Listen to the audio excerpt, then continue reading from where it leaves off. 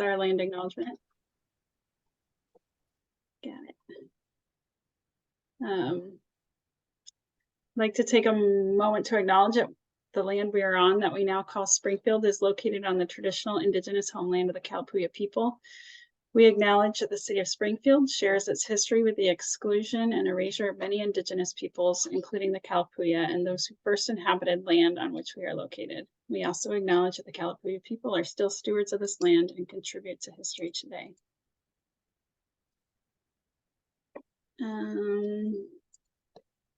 I did that backwards. I'll do roll call. Roll call now. Commissioner Josephson. Present. Commissioner Fribley. Present. Commissioner Hellner. Present. Commissioner Donovan. I do believe he sent an email. He said he would likely be late. Okay, great. Commissioner Wood. Present. Present. Commissioner Swainson Harris. I'm here. Commissioner Howard. Present. Commissioner Shannon.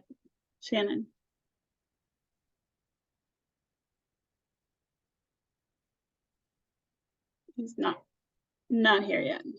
Oh, he sent an email. I think he is planning on coming. Sounded like. So he might show up in a minute. Awesome, we have a good attendance. So today's agenda, it might be an abbreviated meeting. We don't have a ton to run through, but we do have a couple public comment or things that we will address in the public comment section of the meeting.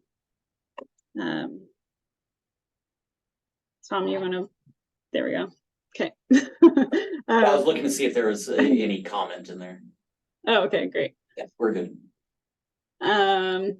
And we'll go through, so we don't have any public comment, it sounds like. So historic land use applications, we do have a couple things to talk about there. It sounds like we want to go through some work plan updates, specifically any lingering items that need invoices submitted within the next week. And updates on projects, and talk about the upcoming talk next week with Dr. David Lewis. And the any other next steps from the commission. Is there anything missing or that we need to add to the agenda? All right, awesome. So no public comment, it sounds like. So we can move right into historic land use applications. Tom, you want to take it? Absolutely. All right, so I've been in contact with a Jenny Hornby at 644 4th Street since about the beginning of last December. She was asking about the guidelines and just any guiding criteria for the historic district for this house. What they are wanting to do is a pretty extensive renovation, it seems. So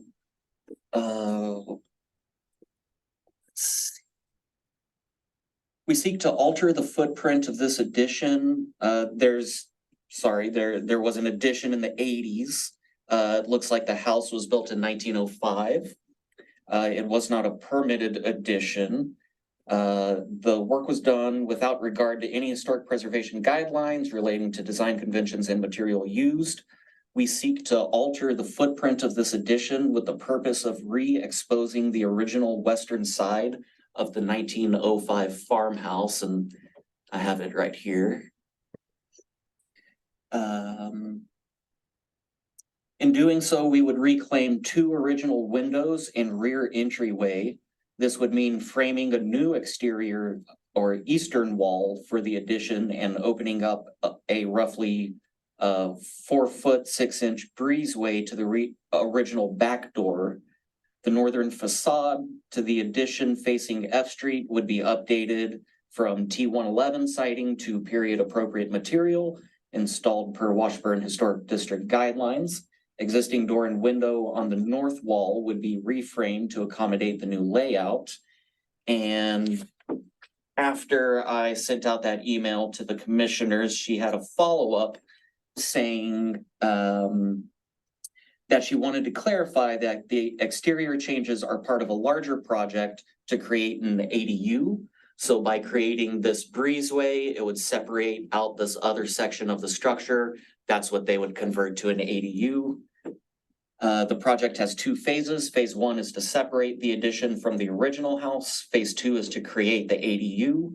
This is when the exterior work on the F Street facing side of the 1980s addition would be done.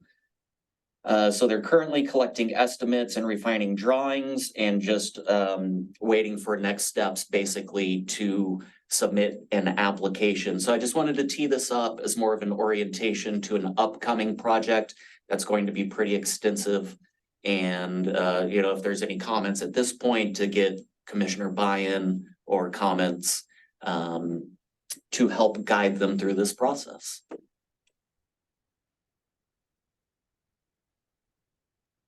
So I will, let me bring up the email real quick that did have some photos in it that help articulate this a little bit better. Just to clarify, north is up in this image? Yes. I see a hand from Commissioner Josephson. Yeah, I was just gonna say, I like the direction that they're going so far. It sounds like they're making a really concerted effort to advance the district, and especially I love that moving from T111 to period appropriate. So obviously without a more robust, without an actual application in front of us, it's hard to know what exactly they're proposing to do. But I like it so far. Very good. Commissioner Helmner. Yeah, I agree. It sounds like they're being thoughtful about the historic character of the property. Regarding that siding, it might be helpful for them to remember that because this is an addition, they don't need to perfectly match the siding on the main house. And in fact, it would be preferable that they don't perfectly match it, because we want to make it distinguishable from the original house while also sort of sympathetic to the character of the house. I think that's pretty well described in our guidelines, but if they have any questions about it, we could definitely talk further. It's probably going to save them money because they could potentially find a modern profile that's appropriate without having to go to all the effort to completely replicate the profile of the house siding. Very good point. Clarification on that too. We'll have two new exterior walls here. So we'll have an exterior to the 1980s edition, and we'll have an exterior wall to the original house. And so, correct me if I'm wrong, Charlotte, but I think we want not matching on the addition portion, right? But on if we are restoring the original old wall, we would want to match the current house. Yeah, really good point, Christina, definitely. Yeah, okay. Any other questions or thoughts? I think it sounds exciting. I second everything that's been said. I like that she is respectful of historical integrity of the community and the neighborhood. So I'm eager to see what else she has in store. Great. Commissioner Gribley? Yeah, and it seems like they're being really proactive by reaching out, right? So I don't know that the role of our group is to review an application that hasn't actually been submitted yet, but it seems like it would be nice to invite, if she has an in-progress version at some point before they're too far down the line, as they start to put something together that's a little more specific, it wouldn't hurt for us to be able to give feedback. I don't know how the process integrates with our actual process, but.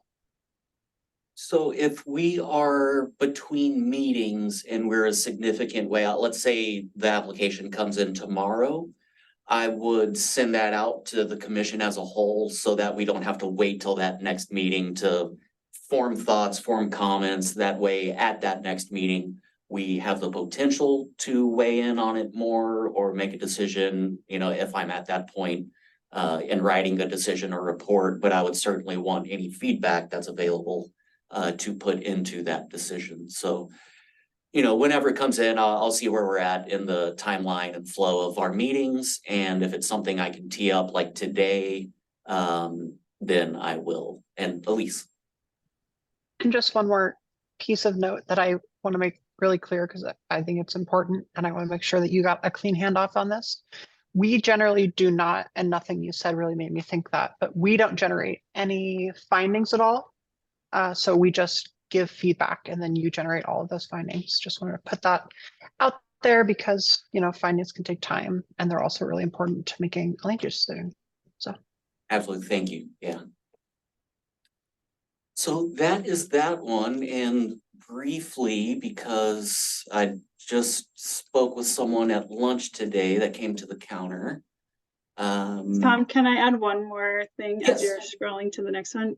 I would just reinforce, I'm sure you already do this, but just reinforcing the historic design guidelines when it comes times for them thinking about their external windows that might need replacing at that location, the siding, roof line, any of those treatments, anything that might have an alteration that we can't see in these drawings. They can just look at the design guidelines for kind of, that's what we would go to kind of when we were reviewing their application. Got it, all right, thank you. Yeah. Mason just emailed, so let me check that real quick.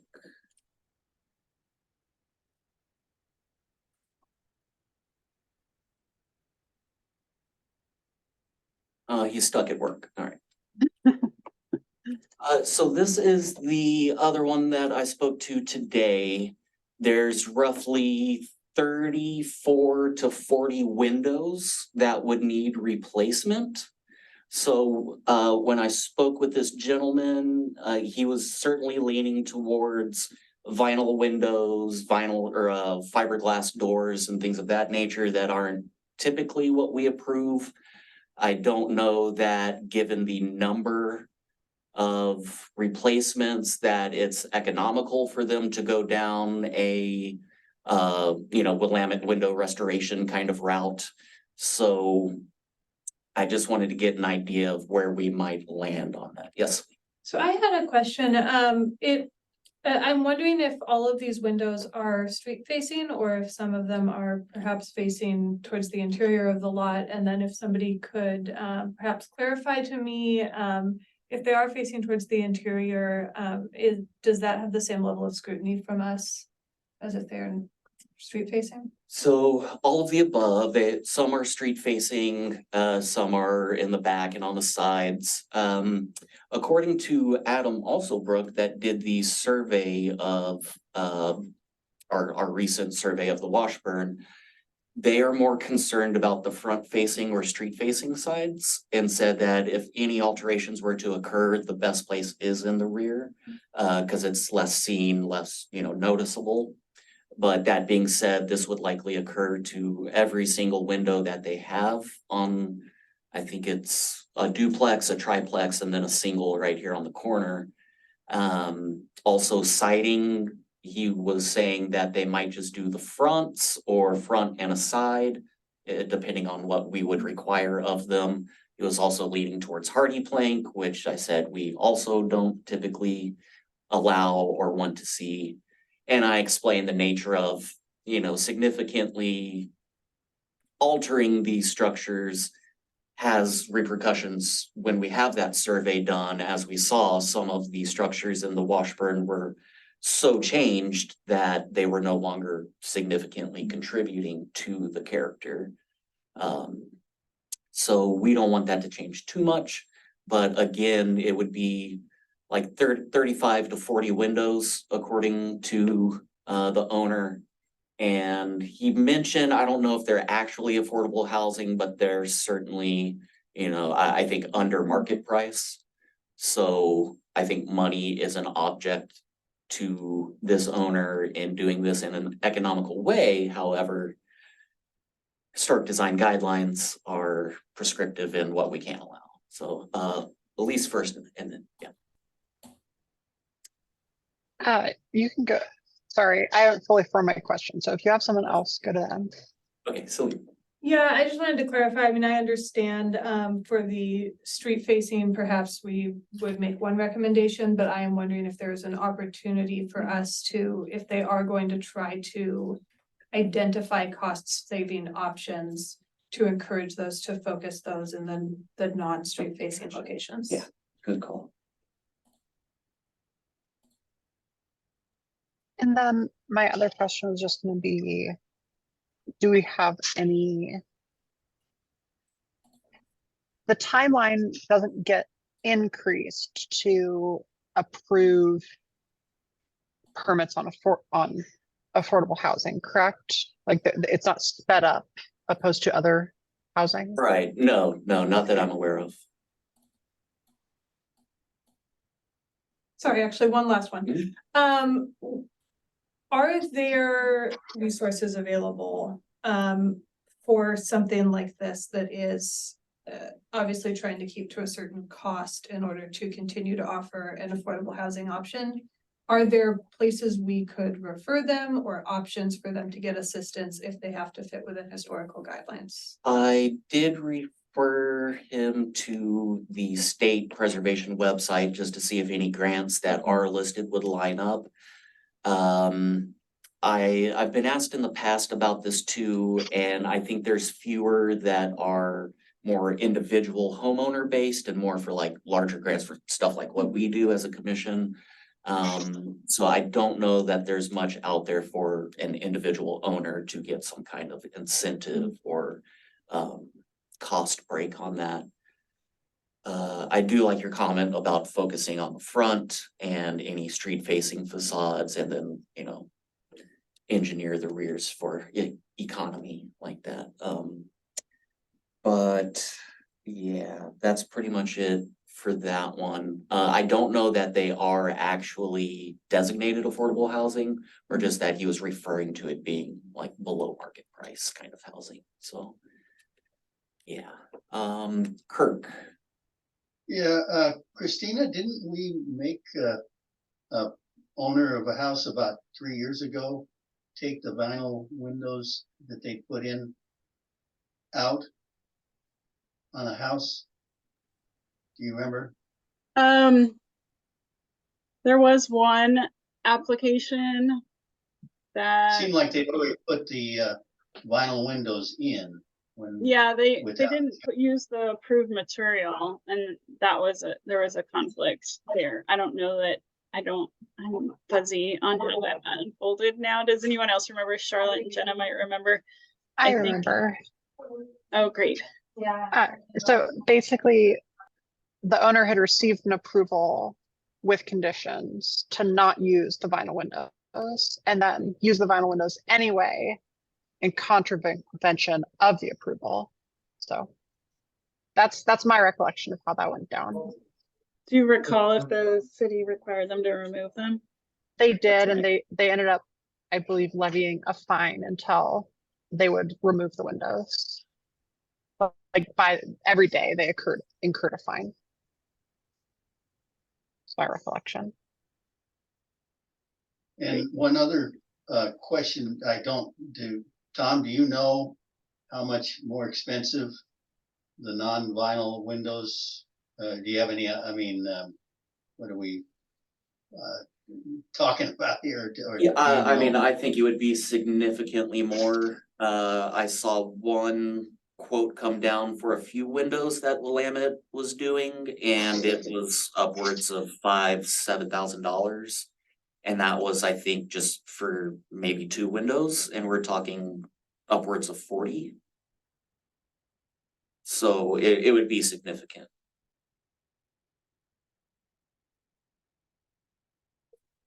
Charlotte. I'm sorry, unfortunately, my signal dropped just as you were telling us about this project, but is the scope of work exclusively windows? There's nothing else going into it? No, this gentleman did propose windows, doors, and possibly siding, depending on how much costs we're going to incur. Given the types of materials he would likely need to use. Everything he proposed was vinyl, fiberglass, and hardy.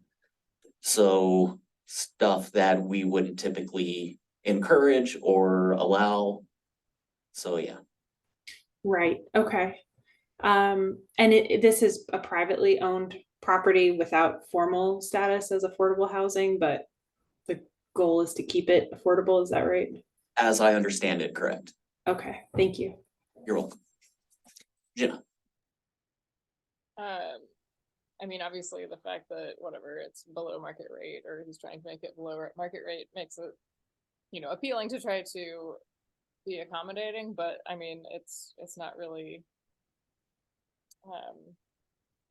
like some of it isn't really flexible, right? Like the primary facing facades can't be vinyl, like it's just, they can't and they can't. So, there is certainly room for the alternative materials on other sides, but I think we would need to look. The only thing I'm not sure about around that topic is if there's like actually original historic windows intact on those facades. Whether they need to be, you know, considered differently.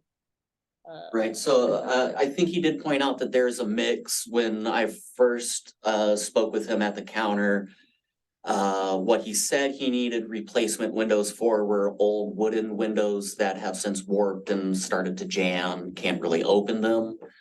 So there are some originals there, it sounds, but then as you can see, there are some vinyls that have been replaced over time. So, I mean, again, focusing on those forward-facing facades, I think is where he's gonna need to put his money and then try to save some on the rears, interior walls and windows. Well, and also if there are intact wooden windows on other sides of the building, it looks like these are basically all the exact same size windows repeated around. Maybe they could actually grab some of the ones from the back, put them in the front where they're missing, and then replace the ones in the back with an inexpensive vinyl product, right? True, yep.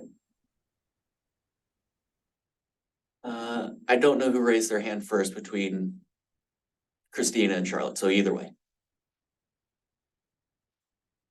All right. Okay. Yeah, those are all good suggestions. I like those. I was wondering, Tom, have you looked into significance of the structure at all yet? Not yet. That's something I was curious about to see if that was in our phase 1 survey or if it still has yet to be surveyed. So I'll be looking into that next. It would be in our original survey, I believe, which would be on the state's website. I have the printed copy here and I've been trying to find it. And what's the address? Is it 525 C Street? Yeah, there's a few here. 512, 419 on C. They might also have a 5th Street designation for these side ones. 512C might be a good one to look for. 512, 519. Okay, yeah, I'm not seeing it listed in the printed version I have, which makes me think it's not primary, but yeah, we should look that up and learn more about that too. I like the idea of repurposing old windows. It's a good one. And then the other thought is thinking about our next grant cycle. We're kind of at this point where we could consider what it would take to try to, we've talked about trying to provide kind of pass-through funds for projects for the community to try to help in these kinds of situations. And I think that's a big undertaking and that we need to understand what we need to do.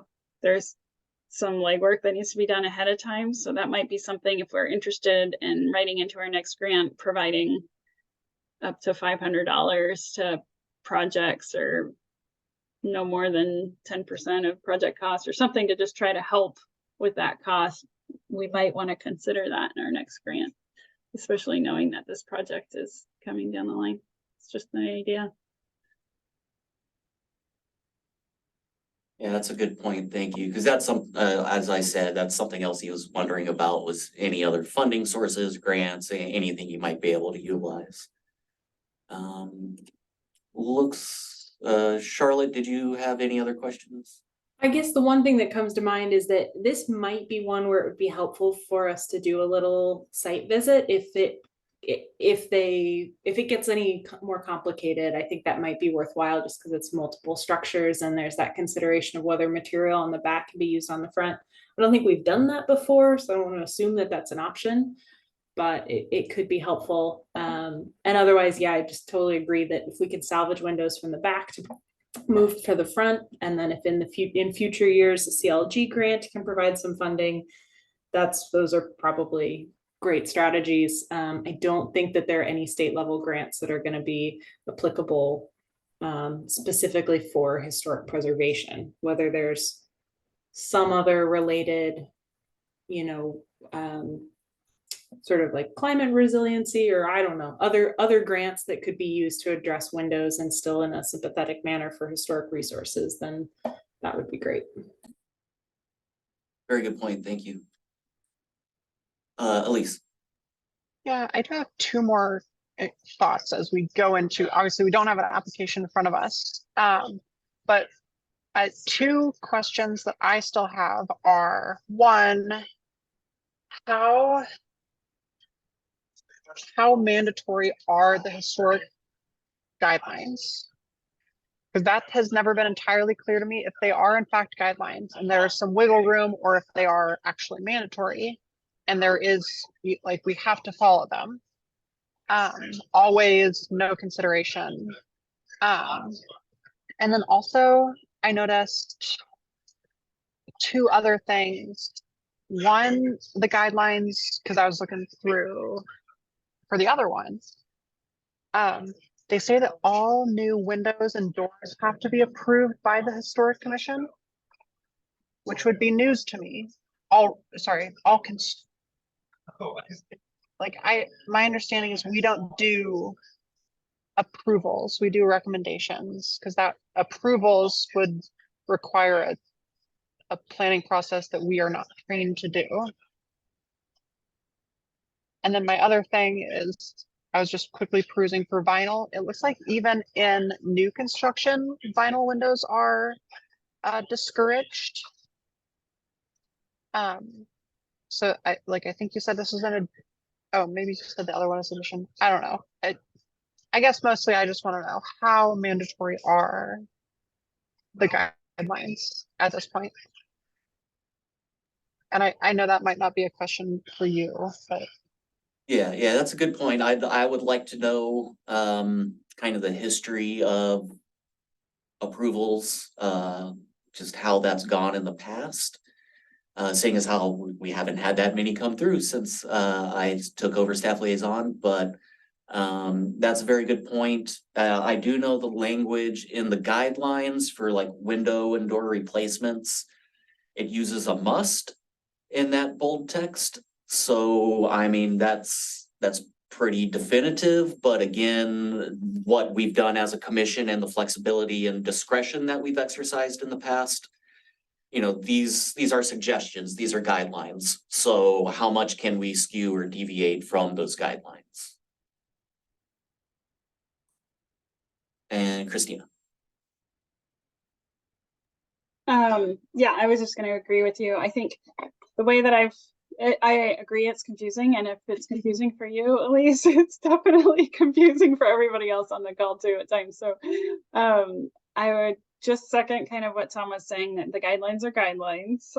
And my understanding is the only thing that's required is what's in code, and that code language is a little bit vague, right? So and it's the city staff who is actually determining whether or not the application is meeting the code. It's not us, but we kind of help review the projects through that lens and informs some of the decision making about whether or not it's meeting those criteria in the code. We can help inform those decisions based on what we have included in the design guidelines. So like from us as a commission, they're a useful tool to say, is it substantially changing something? We can be like, well, what are we looking at as a change? And I don't know. It's a helpful decision-making tool, I think, and guidance as to what, also for folks who are doing projects to look at as kind of a best case scenario in our mind. But right now, the code doesn't mention the design guidelines, and so they're not enforceable themselves. Gotcha, thank you. Yeah, that's a good distinction. Charlotte next, and then we'll come to you.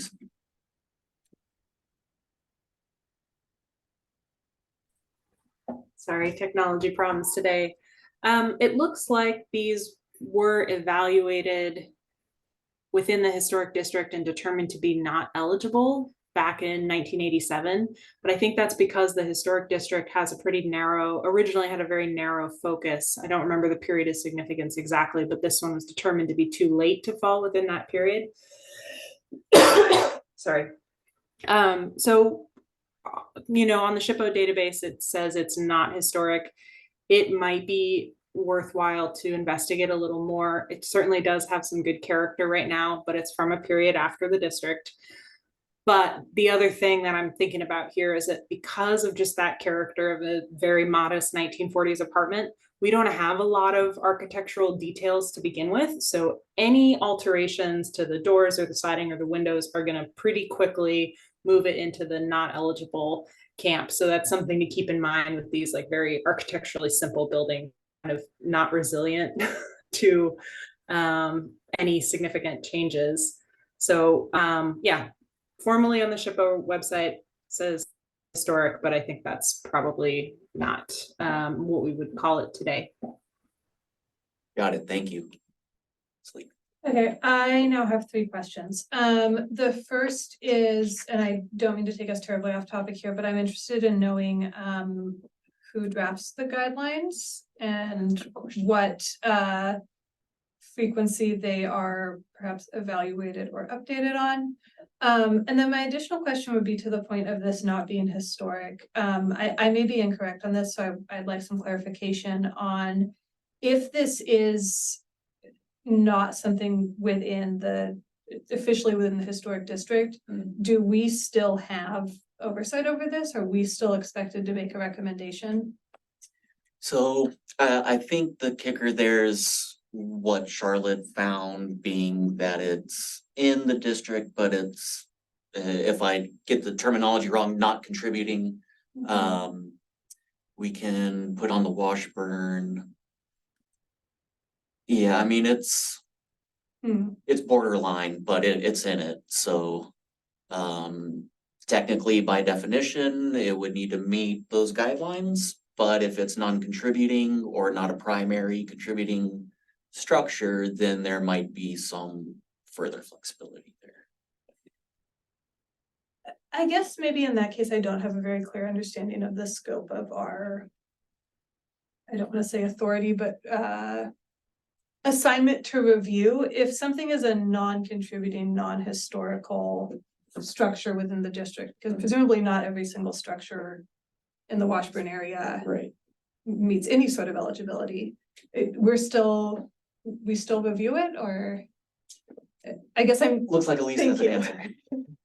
So the code confers authority in whatever sense we have it to us anytime something is in the overlay district. So, and there are other things. So if it's listed on the registry outside of the district, and everything in the overlay district, regardless of if it's listed, is subject to the historic guidelines.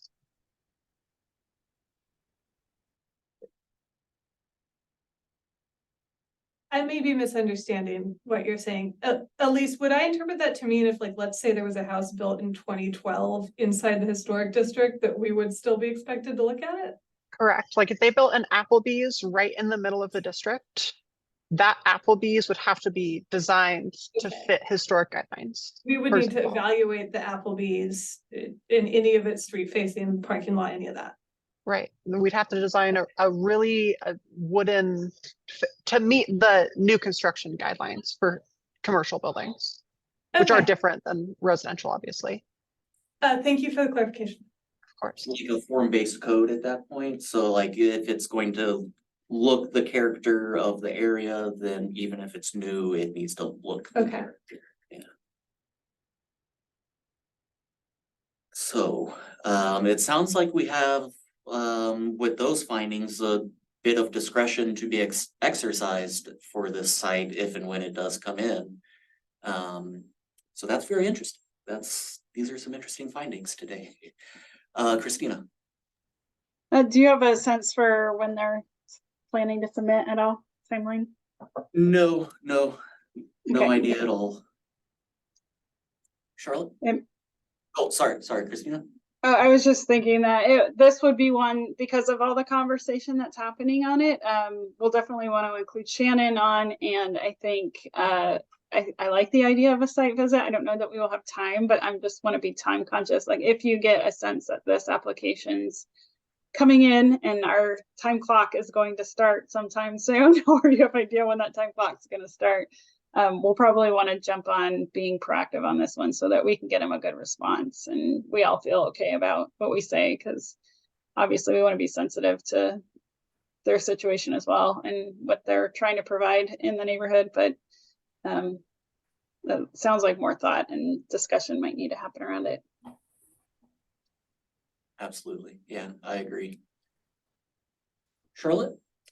Yeah, just to add to our confusion about its historic status, it looks like the SHPO database, although it lists it as non-contributing to the Washburn from the National Register nomination of the 80s, in 1996, it was resurveyed and recommended as contributing to the district. So I'm not sure what to do with that. Very interesting. Karen, do you have a question still, or? You're muted. I wanted to know if there was a need to have a motion to visit the site, or if we can just informally agree to that. I see Elise shaking her head no. My understanding from the past is that the property owner would have to agree to let us go. As far as public meeting law, I don't want to speak to that. I honestly couldn't speak to that. And that would be a question for the city attorney's office for sure. Thank you. We could do a site visit from the street, from public right away, I think would be one option. But again, if we're all visiting the site, that would be public meeting and we would need to open that up. I don't know how we would get around that. We could potentially do a independent site visit and discussion as a group at a meeting or something. If it's fact-finding and informational, we can have that meeting without it being posted, or we can do that site visit. But I think we'd have to be careful not to discuss or make any decisions while in the field because it doesn't comply with the sunshine. Okay, yeah, interesting. So possible, it sounds like. That's interesting that it was changed to contributing, because that's kind of what our Willamette WRCA, is that the right acronym, was saying about we might want to focus potentially on some of the non-contributing, because we might find that they are contributing now in the district, and that will change. And so it's kind of an important thing to note, even though it was determined 50 plus years ago to be non-contributing, doesn't mean that they're not contributing now. Elise. Hello, I feel like you all are hearing from me a lot today. Going to the actual code instead of the guidelines, I do want to flag on the replacing windows 30.100F. Oh, but this is old. We'd have to check because I'm looking at the historic guidelines. So this is old code, but the old code from 2003, when this was appended, says that you have to repair or replace missing architectural features based on accurate duplicate features. So I would hate to be like, oh, take out your wooden windows and put them up front, and then for someone to complain that they didn't replace a wooden window on the back. Also, my understanding, if this code is still operative, I suspect that that now missing window on the back should be replaced with a wooden window.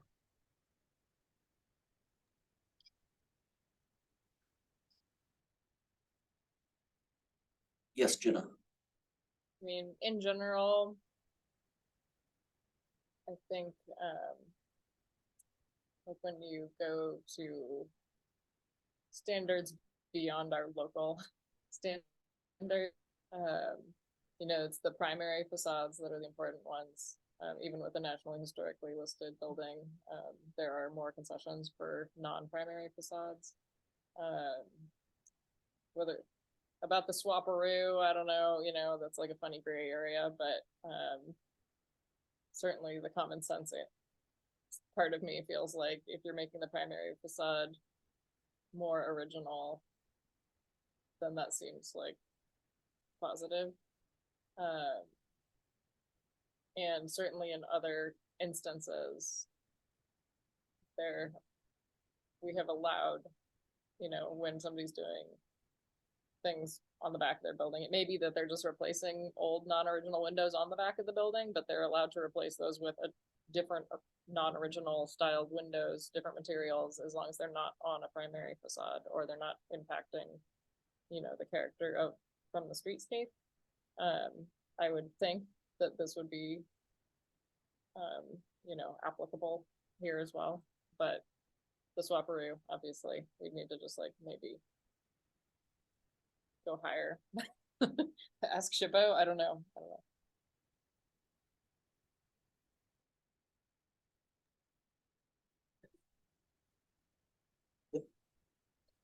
On a personal note, I would say ask city attorney's office on that one too, if that's the route they want to go, just so that it feels like to me it would increase the likelihood of getting deference to that decision than going to SHPO and saying, how would you all feel about this? Because then it'd be the city interpreting the city's code.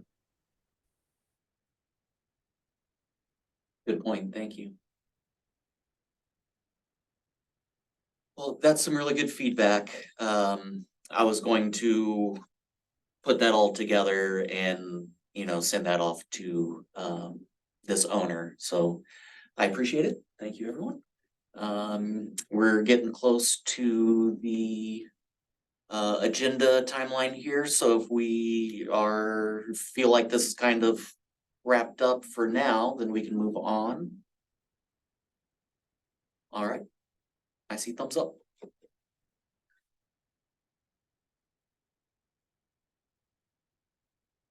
Oh, you're muted, Christine. Oh, sorry. Thank you, Tom. All right.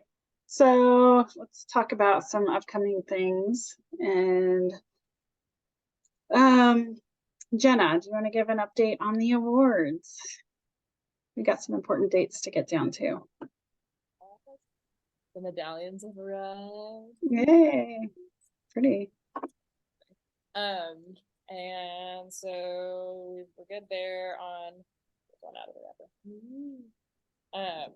On September 5th, Tuesday, September 5th, the mayor will be presenting these with a handshake to the recipients at the council meeting. So as many of us who can be there, that would be great. It should be at the very beginning of the meeting. It's during the like mayor's upbeat, right at the start. So right around 7. And then on Friday of that same week, on the 8th, y'all should be downtown anyways, because it's the block party. And during the block party, it's also Art Walk. And during Art Walk, we'll have a Springfield Heritage Awards celebration at the museum. So as one of the official Art Walk stops.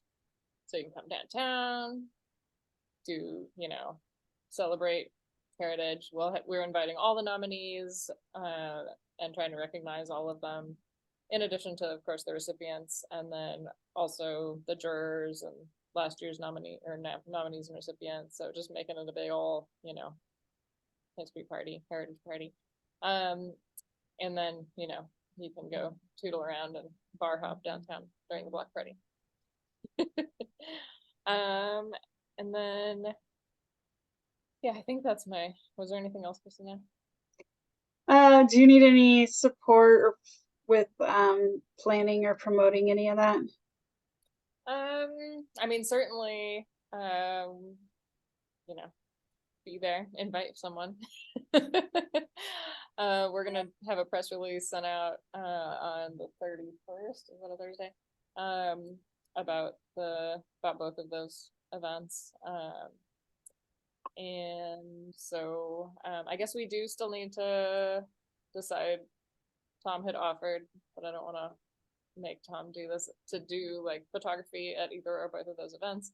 So we could also, I haven't reached out to the Chronicle if we want to try to get, press or whatever, but in general though, there's not too much like party planning or anything to be done, because the museum does Art Walk anyways. They're just gonna have their normal, cookies kind of situation, and we've emailed the nominees, and hopefully they'll. Yeah, I was going to ask if we had a photographer yet. I'm certainly available if needed. See what I mean? Tom's being too nice. Taryn, When was the handshake and that part of the event supposed to take place again? September 5th is the handshake, and I think Jenna said the 8th is the block party and Art Walk. Yes. I mean, time of day. Time of day. That's a good question. 7 p.m. ish will be the council meeting start on the 5th. And then the block party is from 5 to 9 p.m. But we'll probably do our thing at the beginning at the museum. I think Art Walk only goes till 7:30 or something. So yeah, we'll keep that front loaded. Thank you very much. And Jenna, you got receipts submitted for awards already? Is there anything else lingering that's coming in for that? Okay, great. All right. Postcards, we don't have any updates. That's concluded. We could probably take that off the agenda for now, right? Jenna? It's concluded, other than that the boxes are in my office. So I don't know how Right. to divvy them up.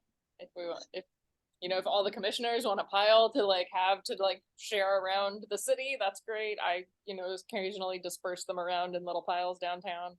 But also, obviously we can probably sneak some in Tom's office. But I have them. I'd like to move them.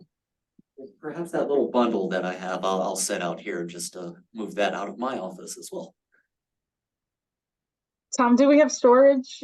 I think you said something about storage space potentially. Can we move them there for now?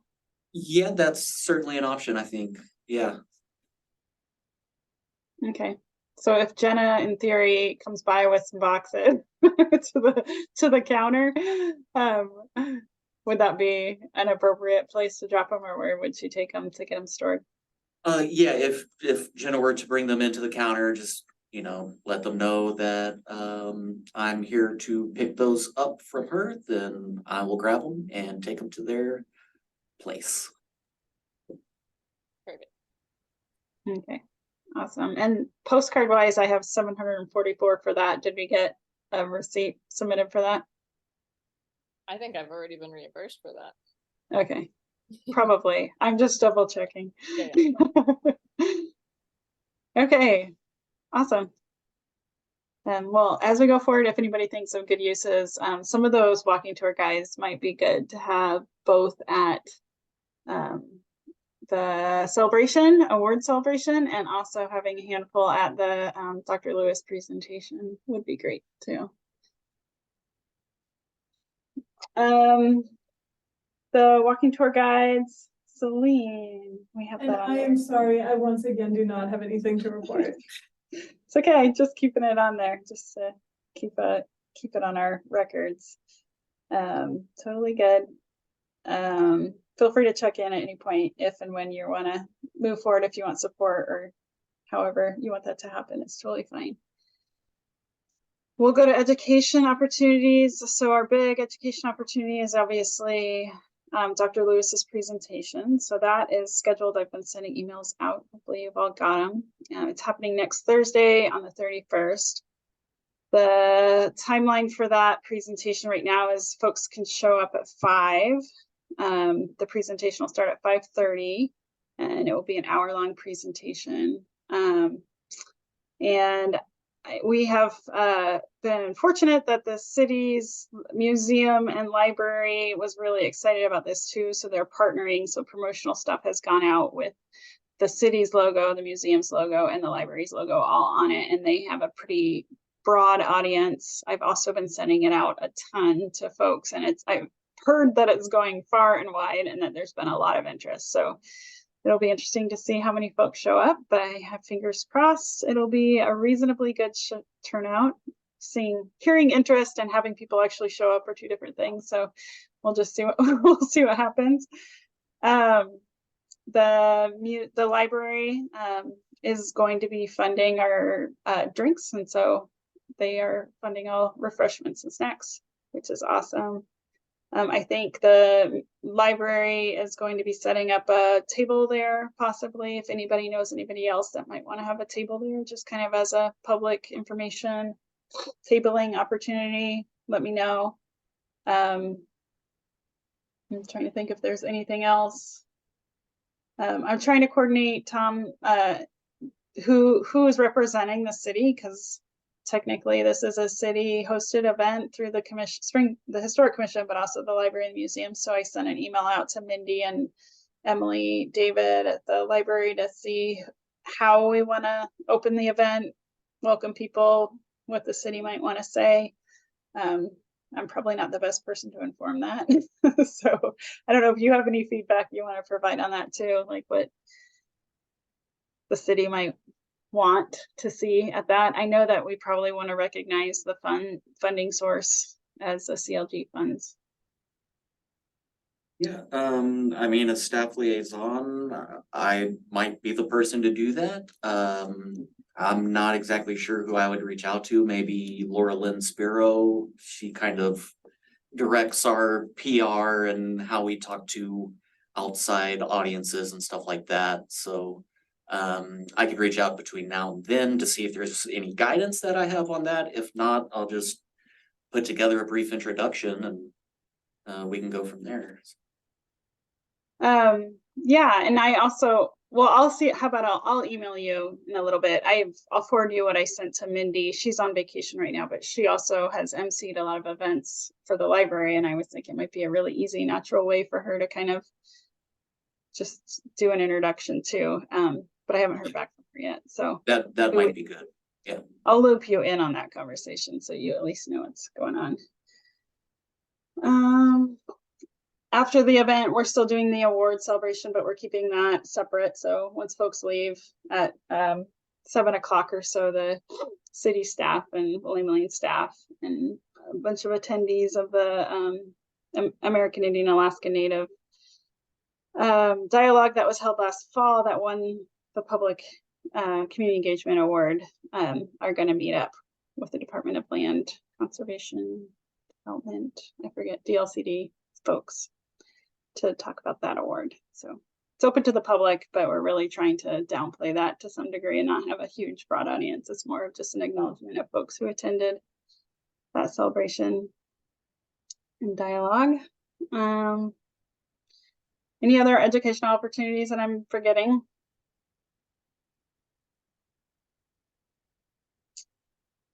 I think that's it for now. All right, so in summary, come to the event on the 31st, because first and foremost, it is a training for us, and we were going to have it just for us, but we decided to open it up to the public as a broader opportunity. So I'm hoping that commissioners can be there and learn from that as part of our grant opportunity and potential for maybe spurring up some future project ideas for our grant.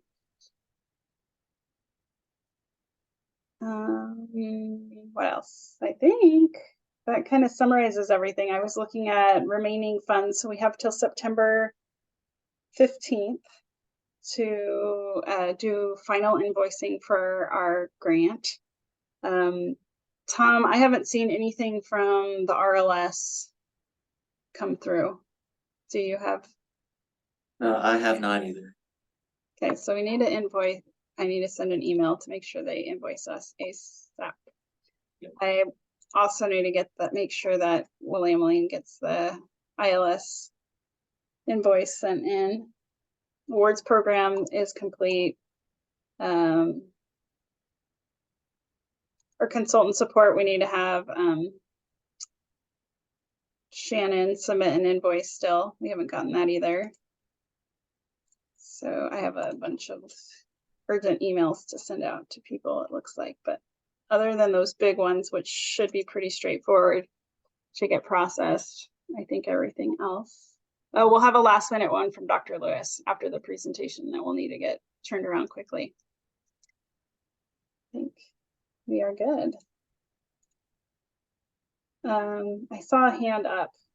Yeah, I meant to mention earlier, I have just a couple of the posters for the Dr. David Lewis lecture that I wanted to offer in case you guys want them. And I've got places I can put them up, so no worries, they'll get used. But if anybody's been like, I need one of those, just let me know and I can hand it off.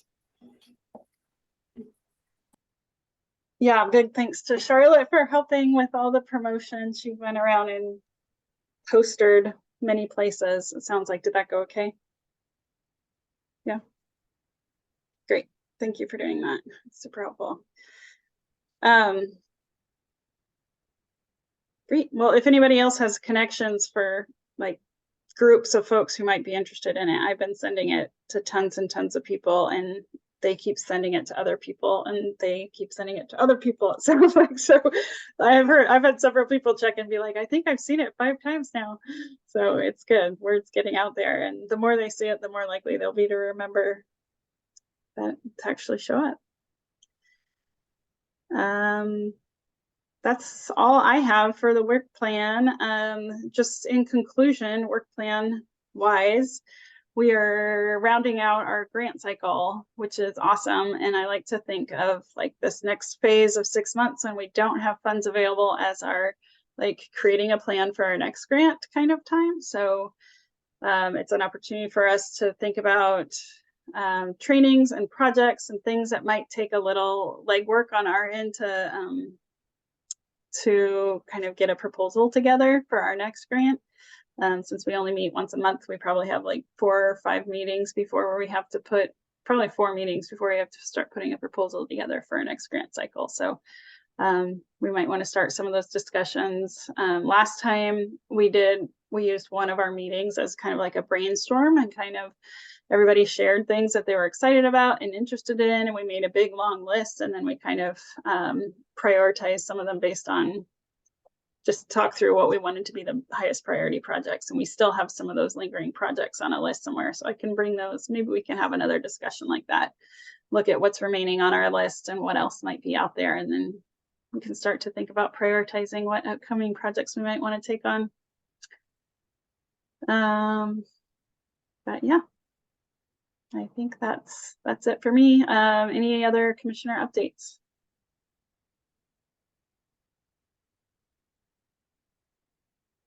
FYIs. Tom, you had sent out something about promoting. Is it too late for that, or do you want to talk about that at all? Is that the Chamber of Commerce? Yeah, yep. Yeah, so I was contacted by someone with the Chamber of Commerce that's writing a piece for a Springfield, I forget the name of the publication, but a Springfield magazine, basically, wanting to showcase any, I believe it was residential restoration projects or anything that would be of note to more or less showcase in this article. He did say things would be sent to the publishers on the 23rd, which is tomorrow. So any other information, write up, brief synopsis of a project that could be sent to me prior to end of day or noon tomorrow, more likely would be best. if there's anything of note, anything of mine. Jenna, I did forward you the email from Christina about that. One of the awards recipients from last year that had a really good project, it sounds. So that nomination form or anything that would be descriptive of that project, I could just send it to this contact so they can add it in if that's, something that sounds good. But other than that, I think they might just have a general description or general story they were going to run, but they were hoping to have some projects of note, let's say. Yeah, I can email him that, Stover. I can email you to pass it along. I also took him up on the roof of a project downtown, like I spent like. Oh, cool. All right. So I think he's got something. Good. All right. Very good. That's it though for that one. Okay, great. I was just reading through my notes. I had one other thing I was gonna mention, just to put out there. I met with Shannon, and talked about her additional fees, that we talked about carrying $800 for the remaining kind of in between timeline. So she is, open to sending an invoice for just that portion of the remaining work. And she also suggested maybe hosting a training that would talk about kind of maintaining the integrity of historic structures. And I thought that could pair really nicely with our RLS and some of the findings in that, as far as some of the structures not being contributing any longer. I think there's 5 structures that were determined to be not contributing based on the 70 that they looked at within the district. And so at the one meeting that we had very few people at, the consultants did talk to us a little bit about what that could mean for us in the future. And it doesn't sound like we're at a huge risk of like losing our designation at this point in particular. But it might be nice to have Shannon kind of review that, and we could even look at some of those examples as part of that and see, what are some of the features that we want to prioritize in our reviews and consider in our application review process, so we understand what is compromising historic integrity of the structures. But yeah, Shannon's a big fan of our design guidelines. So, and she seems to know them well. So it might be nice to have her do a training for us. If maybe we push that off as like, we don't use all her consultant fees and we have extra funds, we could have her do something like that for us. Elise? I would also love to hear her opinion, if she can give one. I don't know if she's allowed to give one, about if those guidelines, if or where those guidelines depart from the actual development code as it pertains to the historic district. Great. Yeah, that would be an awesome thing to include. Cool. Well, hopefully we'll get a chance to do that. All right, if there's nothing else, I think we can conclude a little early. And great. We will see you all next week, Thursday night, Wildish Theater, 5 to 5:30. And then after that, we'll see you for award celebrations. Yay. All right. Thanks y'all for being here. Have a good week. You too. Hi, everyone.